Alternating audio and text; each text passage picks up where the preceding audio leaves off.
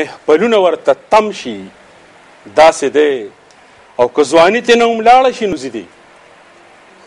که ځواني ترې نه هم لاړه شي نو زه دی په والله که ترې څه کم شي داسې دی او بیخ سینګاره ښایست لمبه لمبه دی بی سینګاره ښایست لمبه لمبه دی د خپل ځان را سره غم شي داسې دی ډېر دروند ډېر خوږ مشر انجینیر امین الله صاحب را سره ناست په دې محفل کې هغه سره خبرې اترې کوو انجینیر صاحب ستړي مه شئ په خیر راغلئ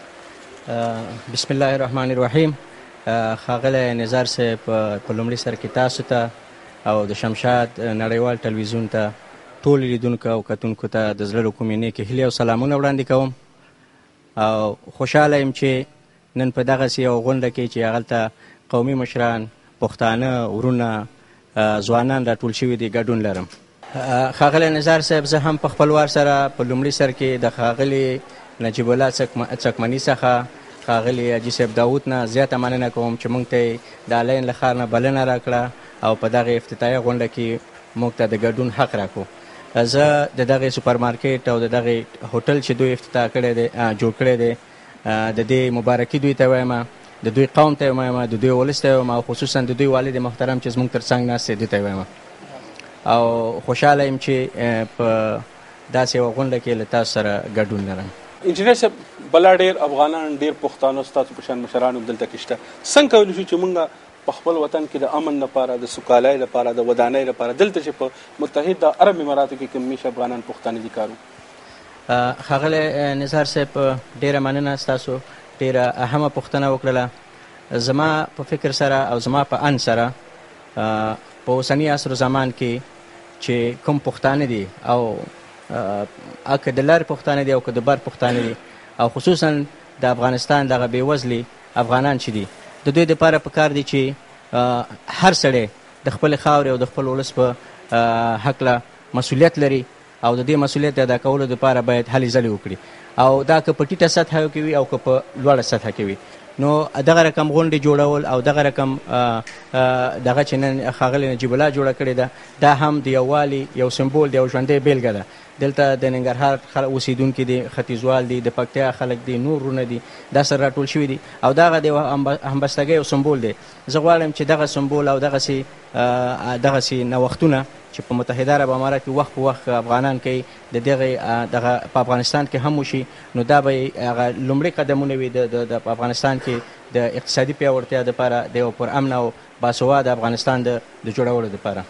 او صاحب دا قسمه غونډې دا قسمه خپرونې چې موږ را جوړو ستاسو خیال دی چې دا به زموږ د وطن په سوکالۍ کې په ودانۍ کې څه رول ولوبوي ښاغلی نزار صاحب ډېره اهمه ونډه لري اول په لومړي سر کې میډیا یا ورځپاڼې ټلویزیون د ټلویزیون پردې دا د خلکو یعنی هغه خلک چې په کور کې ناست وي هغوی ته د هغوی سره متقابل عمل دی نو داسې غونډه جوړول او دغسې یعنی هغه غونډې چې په عدالت او په عدالتي نظام باندې یعنی چې په هغه کې عدالت وي په هغه کې د صلح په خاطر باندې کار کېږي دا ډېر اهم رول لري په افغانستان کې د بیا یو تلپاتې صلح راوړلو دپاره ولې چې نن په افغانان خصوصا پښتون قوم چې په نړیواله سطحه د کوم ستونزې یا چلنج سره مخامخ دی د هغه دپاره دا نیک قدم دی او زه یې د دې هرکلی کوم ستاسو په اړه کې که بله کومه خبره وي چې د شمشاد ټلویزیون په شیشه د نړۍ پښتنو ته کول غواړم مننه زه یو ځل بیا هم ښاغلي نجیب څمکني ته ښاغلي حاجي صاحب داود ته د دغې نوښت مبارکي وایم د دې ویاړ مبارکي ورته وایم چې دوی په خپل شخصي لګښت باندې په خپل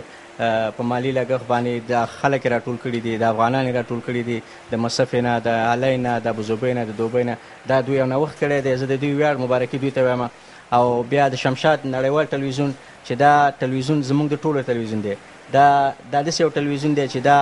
یعنی شمشاد چې کله د شمشاد نوم څوک اخلي معنا دا چې یعنی هغه خپل ټلویزیون دی یعنی پښتانه داسې حس کوي چې دا زموږ خپل ټلویزیون دی زه د دې مایک د لارې د شمشاد نړیوال ټلویزیون د مشرتابه نه خصوصا د دوبۍ څانګې مشر رئیس ښاغلی نسیم پښتون نه مننه کوم چې زموږ سره په هر وخت په غم او ښادۍ کې شریک وي او له تاسو نه هم مننه کوم چې وخت او ناوخت زموږ پوښتنه کوئ ډېره مننه مهرباني تاسو نه